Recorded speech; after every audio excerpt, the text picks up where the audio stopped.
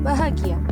Saya, Eti Kurniawati, calon guru penggerak Angkatan 9 Kabupaten Kebumen. Pada kesempatan kali ini, saya akan membahas eksplorasi konsep refleksi diri tentang pemikiran Ki Hajar Dewantara.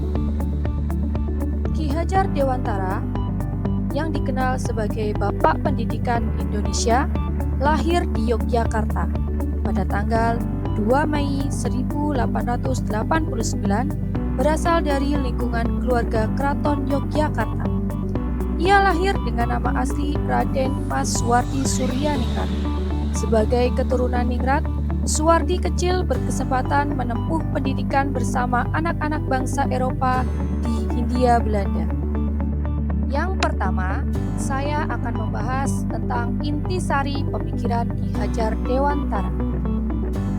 Ki Hajar Dewantara memiliki pemikiran bahwa pendidikan dan pengajaran merupakan usaha persiapan dan persediaan untuk segala kepentingan hidup manusia, baik dalam hidup bermasyarakat maupun hidup berbudaya dalam arti yang seluas-luasnya.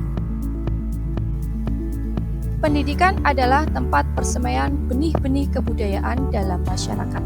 Ki Hajar Dewantara memiliki keyakinan bahwa untuk menciptakan manusia Indonesia yang beradab, maka pendidikan menjadi salah satu kunci utama untuk mencapainya. Pendidikan dapat menjadi ruang berlatih dan bertumbuhnya nilai-nilai kemanusiaan yang dapat diteruskan atau diwariskan.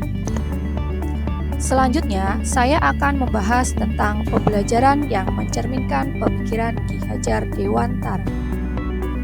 Tujuan pendidikan menurut Ki Hajar Dewantara yakni menuntun segala kodrat yang ada pada anak-anak agar mereka dapat mencapai keselamatan dan kebahagiaan yang setinggi-tingginya, baik sebagai manusia maupun sebagai anggota masyarakat. Pendidikan itu hanya dapat menuntun tumbuh atau hidupnya kekuatan kodrat yang ada pada anak-anak agar dapat memperbaiki lakunya, bukan dasarnya hidup dan tumbuhnya kekuatan kodrat anak. Ki Hajar Dewantara mengibaratkan peran pendidik sebagai seorang petani atau tukang kebun. Anak-anak itu seperti biji tumbuhan yang disemai dan ditanam oleh pak tani atau pak tukang kebun di lahan yang telah disediakan. Dalam proses menuntun, anak diberi kebebasan namun pendidik sebagai pamong dalam memberi tuntunan dan arahan agar anak tidak kehilangan arah dan membahayakan dirinya. Seorang pamong dapat memberikan tuntunan agar anak dapat menemukan kemerdekaannya dalam belajar. Pembelajaran dari filosofi Ki Hajar Dewantara: 1. Memerdekakan dan berpusat pada murid. 2. Mengikuti perkembangan zaman. 3. Tidak bertentangan dengan nilai-nilai kemanusiaan.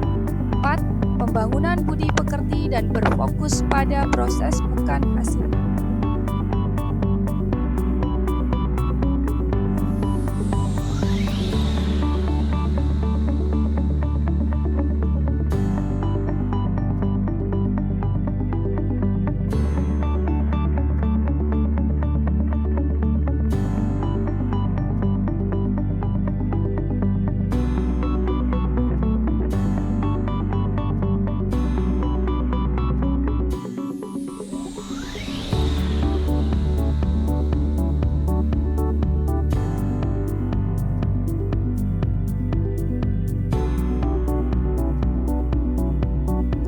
Ketiga, filosofi Ki Hajar Dewantara dapat terwujud jika: yang pertama, guru bersifat among sesuai dengan semboyan tritologi Ki Hajar Dewantara.